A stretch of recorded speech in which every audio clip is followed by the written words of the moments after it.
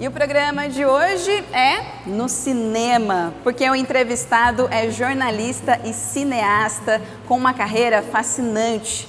Ele tem mais de 30 filmes no currículo, incluindo curtas, médias e longas metragens, e criador de festivais importantes da nossa região.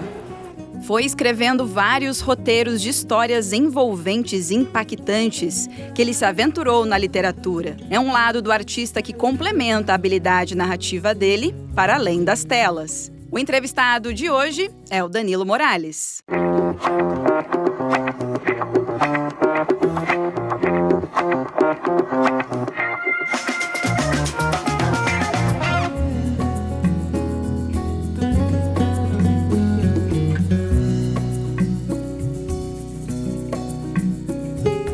Então, entrevistas de hoje é com o nosso convidado aqui que está do meu ladinho, Danilo Morales. Danilo, seja muito bem-vindo a Entrevistas, viu? Muito obrigado, sempre que precisar, estamos aí. E tem história, viu? 30 anos de história dentro desse mundo, né, vasto que é o cinema.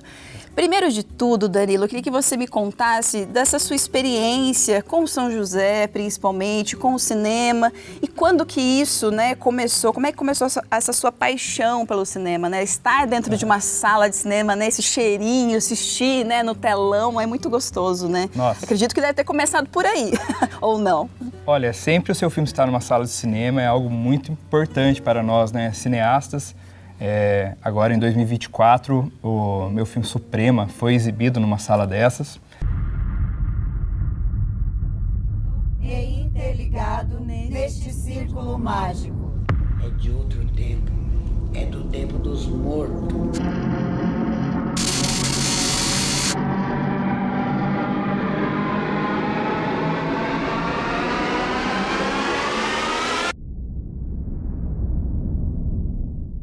E realmente foi perfeito, foi tudo muito bom. E Suprema ainda consegui um streaming, né? Uma plataforma italiana. Então em breve acho que vai estar em algumas plataformas aí e o pessoal vai poder conferir. Eu comecei na infância, desde criança sempre fui um cinéfilo incorrigível. A minha mãe ficava preocupada comigo porque com 3 anos de idade eu já gostava de ver filmes, né? E era naquela época do videocassete, né? Que eu já tô com mais de 40. Aquela época do videocassete, 2 cabeças e tal, né? E eu com 3 anos de idade eu já queria ver filme até de madrugada. E minha mãe acabava cedendo. Naquela época não tinha muito aquela coisa de classificação indicativa ainda, né? E tal, década de 80, sabe como é, né? Tem algum filme que te marcou na época, assim, até hoje? Então, o filme que me fez vir pro cinema se chama Keoma, com Franco Nero. É um filme que, não sei porquê, mas pouca gente conhece, assim. É um filme maravilhoso, você encontra liberado, assim, em canais, né? E é um filme que me impactou. Esse filme eu já tinha mais ou menos uns 6 anos de idade, quando eu vi. É um faroeste, né? E a trilha sonora é marcante. A trama, a atuação do Franco Nero. Aquilo ali eu tenho certeza que foi o que me puxou pro cinema. E também tem que mencionar na área do terror, Um Lobisomem Americano em Londres.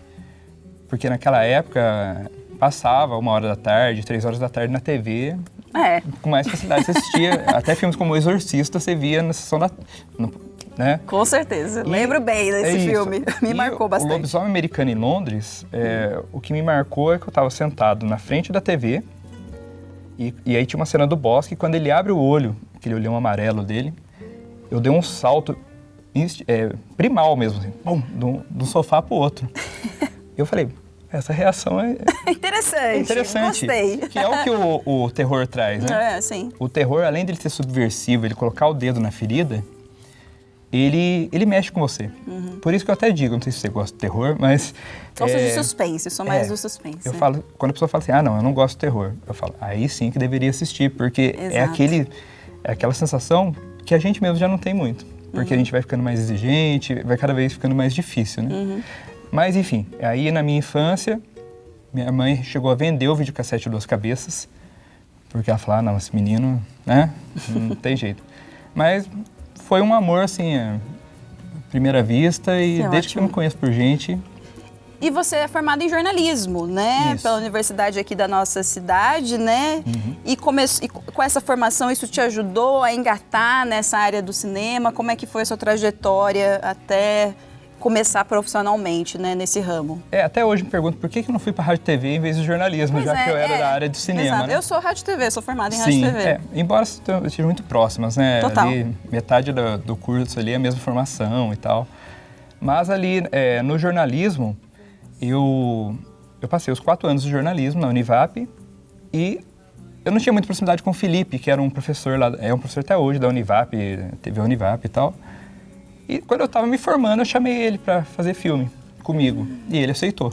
Que legal. Então eu já fazia filme desde 2006, mas aqueles filmes caseiros que dá um pouquinho de vergonha de você assistir só com a família, com os amigos, né? Embora naquela época fosse amador, eu nem tivesse noção de enquadramento nem nada assim, o prazer é o mesmo. Tipo assim, é como se eu estivesse escalando uma montanha, sabe? Imagina uma grande aventura, você ir numa trilha, algo assim. Isso é fazer cinema. Por isso que o Glauber Rocha já falava, que cinema é igual cachaça, né? Depois que te pega, já era. Nossa, sou uma delas, viu? Amo cachaça e cinema. Então, aí já era mesmo. Já era mesmo. Aí, enfim, em 2012, eu regravei Adega de Sangue com o Felipe fazendo fotografia pra mim. Isso durante a faculdade? Já tinha me formado. Já tinha se formado. Mas a proposta veio ainda no último ano da faculdade. Que legal. E, assim, foi uma grande virada de chave. Por quê? Eu sou um cara que gravava analógico, VHS, coisa que o pessoal nem conhece, ou nem teve acesso hoje em dia, né? Sim. Aquelas câmerazinhas de casamento, sabe? Enfim, quando surgiu o digital, né? Aquelas câmeras baratinhas, baratinhas não, né? Mas assim, acessíveis, vamos dizer assim, né? Teve umas câmeras mais acessíveis, a gente saiu de Windows Movie Maker para outros tipos de edições, né? E possibilitou a gente chegar mais próximo do que se faz uma Hollywood, por exemplo. Porque quando eu fazia filme, Fernanda, entre 2006 e 2009, no lugar que eu trabalhava e tal, eu era considerado louco. Tipo assim, eles me chamavam o homem do Rá. Do Rá? O homem do Rá. É porque o Rá, ele era um cara que tortava garfo, falava, e tortava garfo. Então tipo assim, porque era realmente um negócio assim, muito surreal, né? O cara quer fazer filme. Porra. Porque você já foi nesse segmento do terror. Isso, nesse primeiro filme também. já foi no segmento. Já. Nesse segmento de 2016 a 2009, né? Você já foi nesse segmento de terror. De 2009 a 2012 teve um hiato ali que eu não fiz filme. Mas de 2006 a 2009 foram essas primeiras produções, né? E realmente isso foi aperfeiçoando. Então a gente vai buscando uma evolução, né? Isso eu acho muito importante. Sim. E hoje a gente grava com câmera profissional de cinema. Está trazendo já até atores renomados junto com os atores da região. Essa última produção agora de 2024, que foi o Espectro. Eu trouxe o Marcos Oliveira, que... Se falar, ele fez o Beisola da Grande Família, né? Todo mundo conhece. Que demais. Inclusive, quando ele chegou... Como foi a experiência de trabalhar com ele? Eu gravei 2 filmes com ele, na verdade. Eu gravei Lobos e Cordeiros, que vai ser lançado ainda, agora em novembro. Olha. E o Espectro também vai ser lançado agora em novembro. E o Marcos Oliveira chegou cansado e tal, né? E queria comer.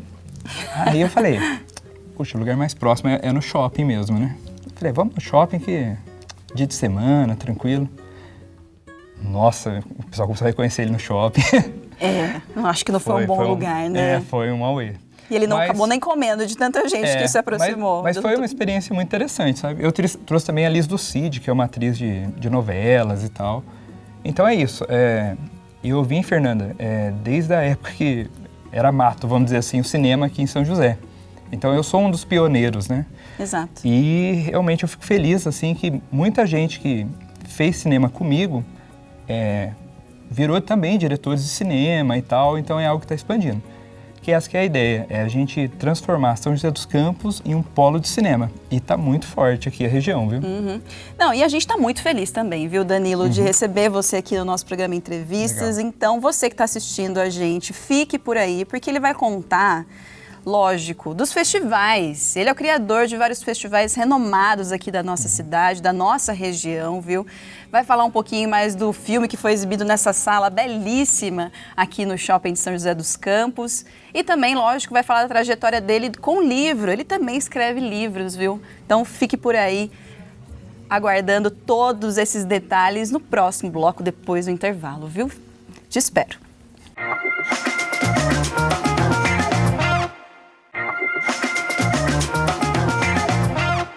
Voltamos com entrevistas e o nosso entrevistado de hoje está aqui do meu lado, que é o Danilo Morales, com mais de 30 anos de experiência no ramo de cinema aqui da nossa região. Vários longas, curtas, metragens também, viu? Médias metragens, né, Danilo? E a gente está numa sala muito especial aqui no cinema bem famoso aqui da nossa cidade, porque foi aqui que você exibiu o seu longa Suprema, né? Como é que foi esse dia? Como é que foi a sensação de ter essa sala cheia, Danilo? Esse ano 2024 foi realmente um ano impactante, que a gente chama de anos mirables, né? Porque foram muitos lançamentos, foram Que bom. 4 longas, que culminaram assim de anos de trabalho, mas acabou meio que eclodindo tudo em 2024, né? Mas, sem dúvidas, o mais aguardado era realmente a Suprema. E a gente conseguiu a exibição aqui, que é uma sala espetacular, Esse né? telão maravilhoso, olha, que maravilhoso. Som perfeito e tal. A gente conseguiu trazer 70 pessoas, né? Que foi uma premiere fechada, na verdade, para a equipe do filme, né? Elenco, equipe técnica e tal. E foi um sucesso, né?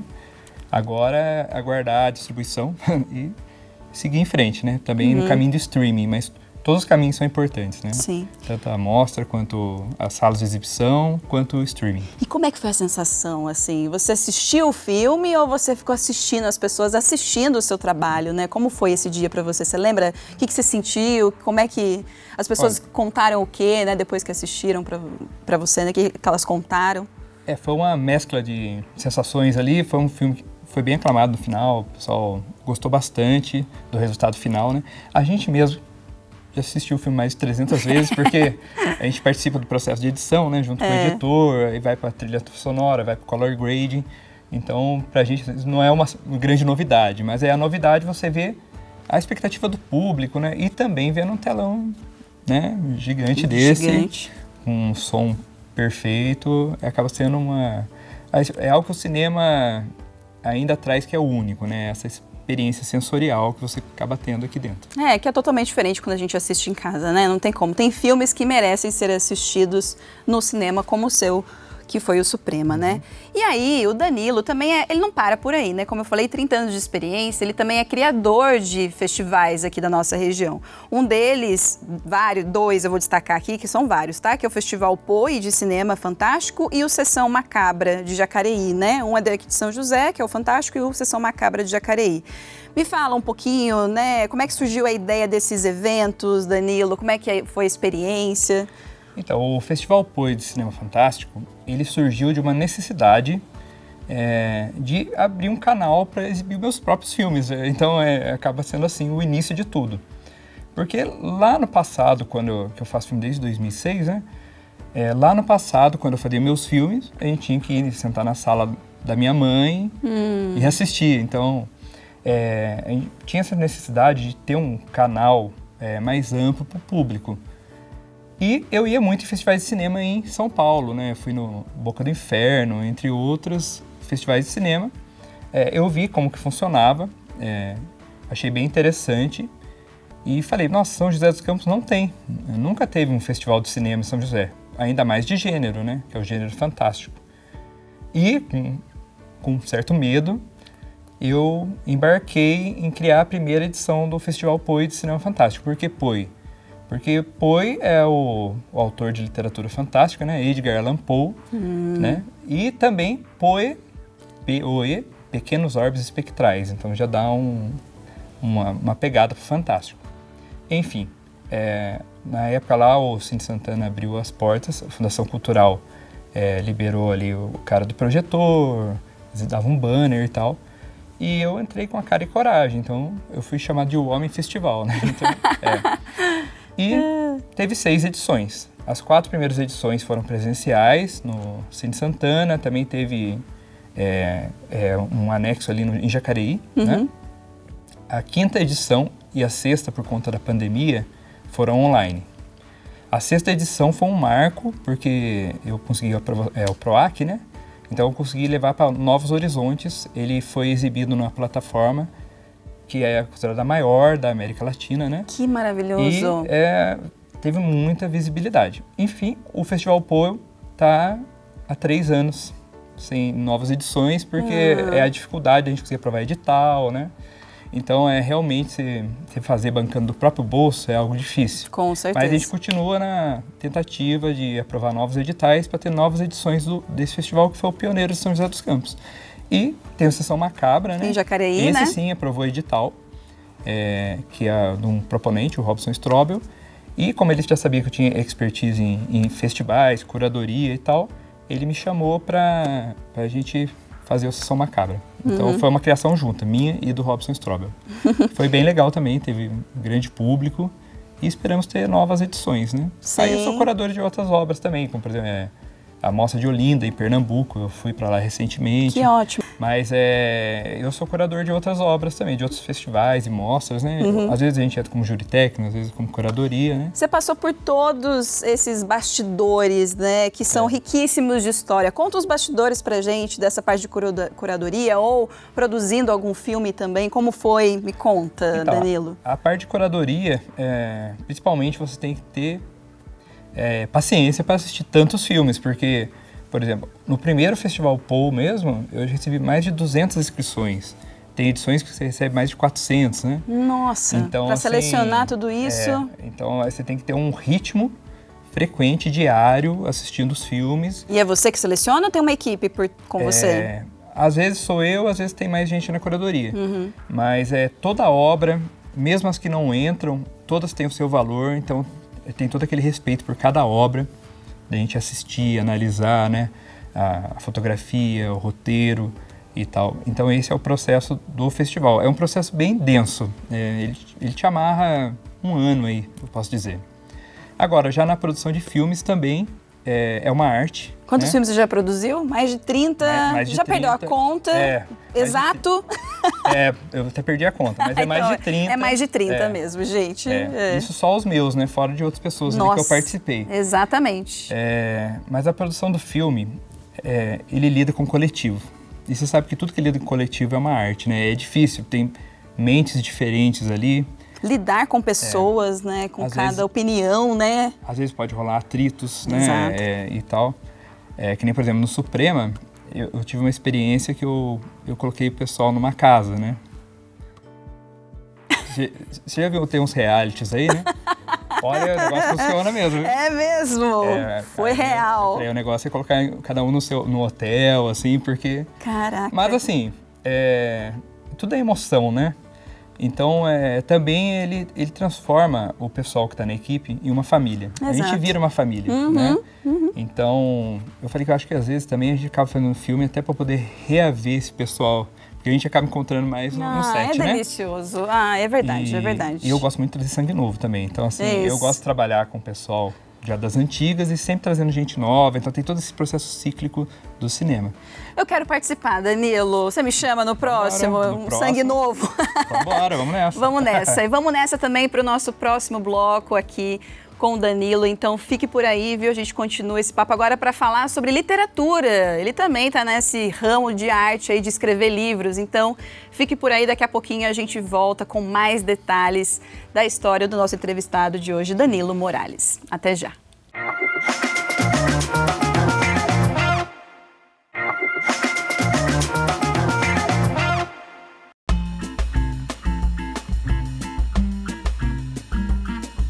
Voltamos com entrevistas e hoje a gente está conversando com o Danilo Morales, que é cineasta super renomado aqui da nossa região, com mais de 30 filmes, como eu falei logo no início do programa. E ele está também escrevendo, né? Além de escrever roteiros, né, Danilo? Você escreve livros e são esses dois aqui, esses dois filhos, né? Vamos dizer assim, né? Que é um filho, né? Escrever um livro, né?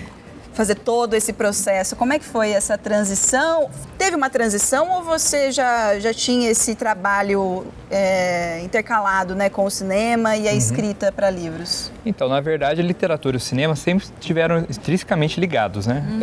Então, eu tenho até dificuldade de dizer o que veio primeiro, se foi literatura e cinema, porque, né, como eu disse no bloco anterior, o cinema, desde criança, eu já tinha essa vocação para o cinema. Sim. Porém, desde criança também eu gostava de dobrar folha de sulfite e fazer histórias de vampiros. E aí eu comecei a escrever no caderno. Então meu primeiro livro, Adega de Sangue, eu tenho escrito até hoje no caderno, escrevi tudo a caneta, à mão. Aí meu pai trouxe quase ninguém sabe, máquina de escrever, né? Lembra? Escrevi 10 livros na máquina de escrever. Olha 10 só, livros. 10 livros, que legal. Agora eu te falo, Fernanda, se é difícil você publicar um livro, como publicar 10, pois né? Exato. Aí sabendo como seria impossível na época, ficou muito tempo engavetado, eu fundi os 10 livros em um livro, chamado Abecedário de Contos e Recontos de Morte, que é um calhamaço, né? Então isso eu considero a minha primeira geração de escrita. Na minha segunda geração vieram vários outros livros, veio Síndrome de Pigmalião, Espécie de Vanguarda Android, O Trocadilho, o Universo e Outros Gatilhos. Porém, o mais conhecido são os da editora Novo Século, né, que são esses dois. O Suprema. O Suprema. Que inspirou a fazer o filme, né? Isso, que o Suprema, na verdade, é a segunda edição já, né? A primeira edição foi online, e-book, né? Que o pessoal está cada vez acostumando mais com essa modalidade de literatura, né? Uhum. E o Suprema é uma segunda edição, pegou muito o público feminino, né? Então, assim, de cada 10 leitores do Suprema, 9 são mulheres. Quando eu escrevi, eu não imaginei, mas pegou muito mesmo o público feminino. Que legal. E as minhas obras, por eu ser do cinema, elas são muito imagéticas, elas são assim... Sabe quando você assiste uma série e você termina um capítulo e quer ver o próximo porque tem os ganchos, né? Exato. Então, os meus livros são assim. Eles são thriller. Eles são thriller, são ligados no 440 volts, até porque eu sou. É assim, né?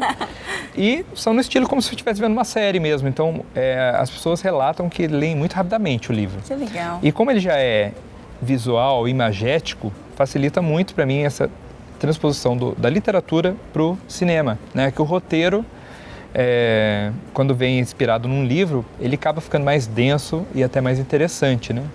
Então, o Suprema eu tentei converter para... Quando eu converti para roteiro, eu tentei buscar alguns diretores, né? Mais renomados, que já estavam aí na grande mídia e tal. Não consegui. Aí um desses renomados falou: Danilo, por que você mesmo não... Você já é um diretor aí de longa data, por que você mesmo não encara o Suprema? E foi realmente assim. Mas foi uma loucura, porque você imagina gravar um longa-metragem na guerrilha, né? Então foi uma obra independente. Sim. Foi feito assim, com muito voluntariado e tal, mas conseguimos. Foi assim, um grande desafio.